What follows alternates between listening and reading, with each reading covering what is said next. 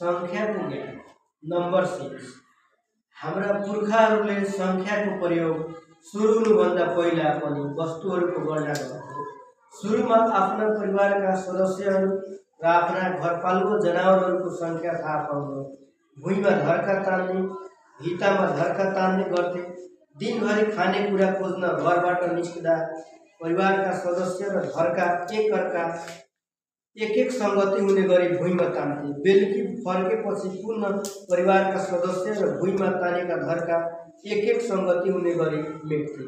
यदि भुइँमा धर्का बाँकी रहेमा परिवारको सदस्य हराएको थाहा पाएर खोजी गर्थे।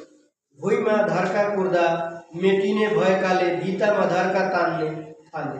पछि ढुङ्गा वा छेस्कालाई एक संगति गर्ने र लठीमा चिन्ह लगाउने, डोरीमा गाँठो पारेर वस्तुहरूको गणना गर्ने जस्ता क्रियाकलाप गरेको पाइन्छ।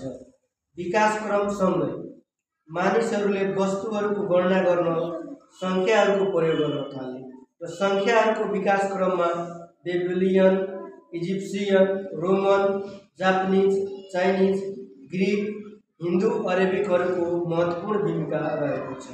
हामीले प्रयोग गर्ने संख्या प्रणाली हिन्दू अरेबिक संख्या प्रणाली हो। यस प्रणालीमा हामी 0, 1, 2, 3, 4, 5, 6, 7, 8, 9 गरी 10वटा अङ्कहरूको प्रयोग हुन्छ। यो संख्या प्रणाली दशमलव संख्या प्रणाली